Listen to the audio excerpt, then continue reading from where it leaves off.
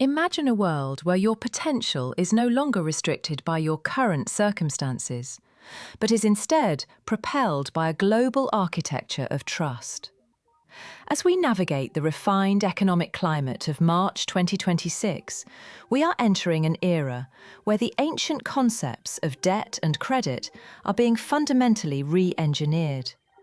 They are transforming from historical burdens into the sophisticated scaffolding for a more equitable and prosperous human civilization. In this exploration, we examine the heart of international finance to understand how debt and credit act as the dynamic pulse of modern society. Far from being merely neutral economic instruments, these systems represent our deepest social contracts and our shared belief in a better tomorrow. When understood through the lens of complex data and strategic analysis, debt reveals itself not as a mechanism of control, but as a catalyst for opportunity. By modernizing our approach to these structures, we can unlock a future where financial systems serve as the foundation for human dignity and collective advancement. 1. The historical moral stigma versus the Fresh-Start Doctrine. For millennia, debt was often viewed through a punitive lens, creating a moral stigma that could stifle individual innovation and create long-term social fragmentation. In the past, the debtor's prison was not just a physical location, but a psychological state of being. However, modern civilization in 2026 is moving decisively towards what experts call the Fresh-Start Doctrine. By implementing sophisticated, transparent insolvency frameworks and compassionate restructuring, we ensure that financial setbacks are temporary. This allows for a continuous cycle of economic renewal, ensuring that the talent and energy of every citizen remain active contributors to a resilient economy. In our current landscape, failure is no longer a permanent mark of character, but a data point used to refine future success, allowing the global economy to remain fluid and perpetually innovative. 2. Algorithmic exclusion versus inclusive data empowerment. Traditional credit scoring models were once opaque and exclusionary, often overlooking the creditworthiness of millions who lacked conventional financial histories. This created a systemic bottleneck for social mobility. The integration of advanced ethical AI in 2026 now allows for a far more granular understanding of human potential. By utilizing a broader range of positive data points, from consistent utility payments to professional growth metrics and educational achievements, we are creating a more inclusive financial landscape. This empowers a new generation of entrepreneurs and homeowners, ensuring that creditworthiness is a reflection of future potential rather than just past limitations. By democratizing access to capital, we are essentially unlocking a massive reserve of human creativity that was previously sidelined by rigid and outdated scoring systems. 3. Sovereign debt complexity versus multilateral strategic stability. On a global scale, the complexity of sovereign debt has historically led to fiscal instability, particularly for developing nations. In our current 2026 climate, we are seeing the rise of multilateral strategic partnerships that focus on debt-for-nature swaps and sustainable development bonds. By aligning national obligations with global ecological and social goals, we transform sovereign debt into a tool for international cooperation rather than a burden of dependency.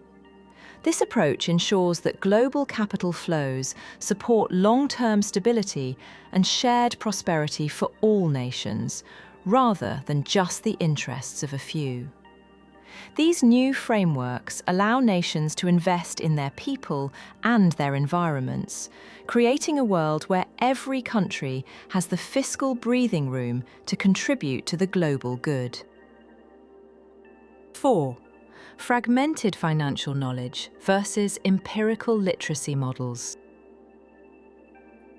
A secondary challenge has often been a lack of detailed financial understanding, which can lead to suboptimal decision-making and feelings of inadequacy.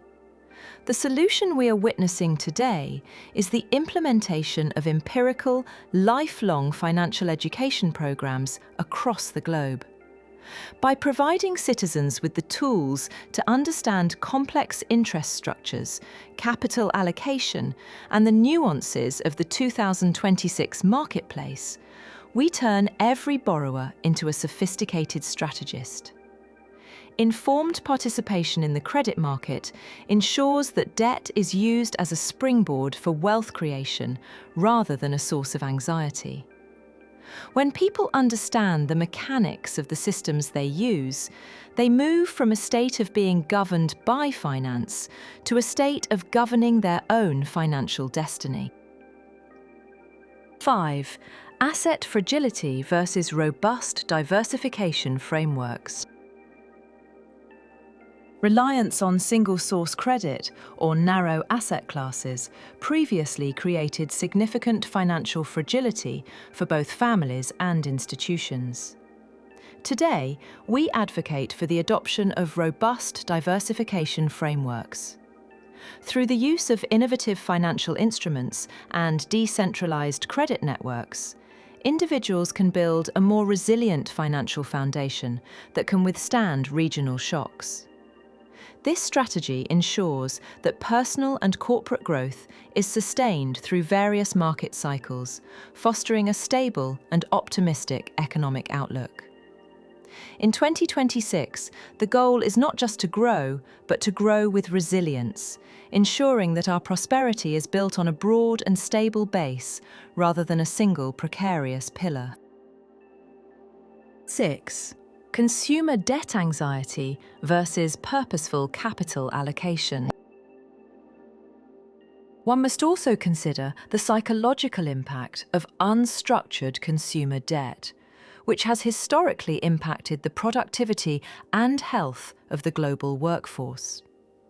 The shift in 2026 towards purposeful capital allocation encourages a more mindful and strategic interaction with credit. By focusing borrowing on appreciating human capital, such as high-level technical education and preventative healthcare, we ensure that every pound of debt generates a multifold return in quality of life and earning potential.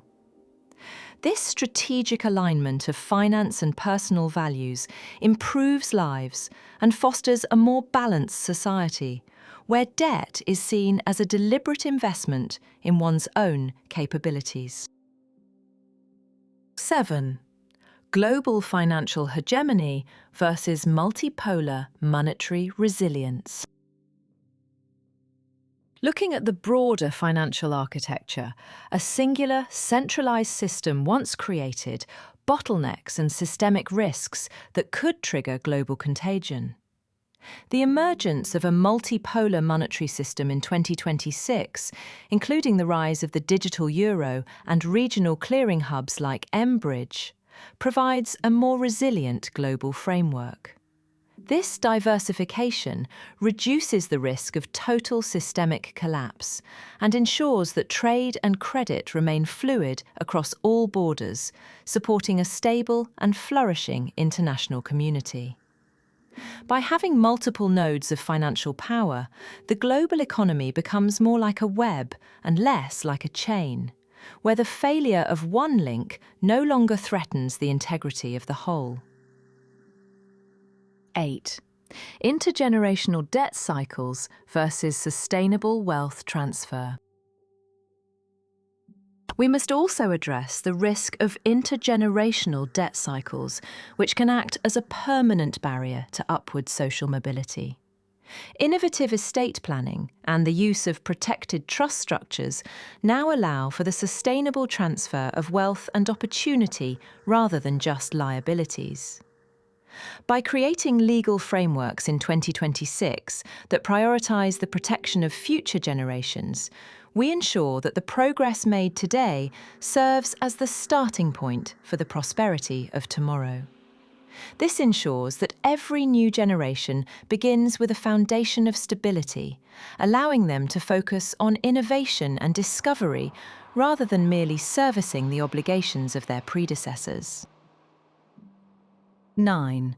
Opaque lending practices versus blockchain-verified transparency. To address the historical issue of information asymmetry, the application of blockchain technology to lending is creating a ledger of absolute transparency. Smart contracts in 2026 ensure that all parties have a clear, immutable, and automated understanding of their obligations and rights. This digital clarity builds deeper trust in the financial system and streamlines the process of credit acquisition for everyone, removing the shadow of uncertainty that once plagued the industry. By automating compliance and verification, we reduce the costs of lending, making capital more affordable and accessible for small businesses and individuals alike. 10. Short-term speculation versus long-term civilisational investment. Finally, we are moving away from the era of short-term speculation that once drained capital away from the projects that truly advance our species. We are seeing a positive shift towards patient capital, investments that prioritise long-term civilisational growth over quarterly earnings.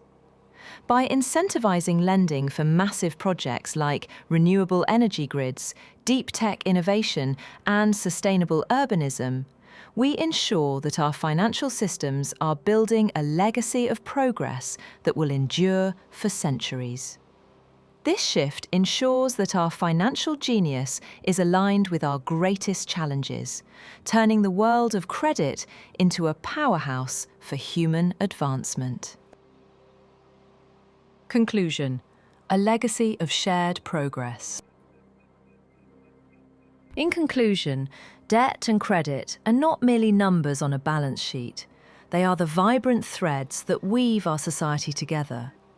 By addressing the challenges of the past with the innovative solutions of 2026, we are witnessing the transformation of finance into a true servant of human potential.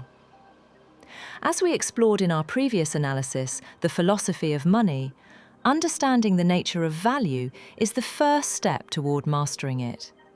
We encourage you to revisit that work, as well as our upcoming feature on shadow banking, to gain a comprehensive view of the invisible forces shaping our world.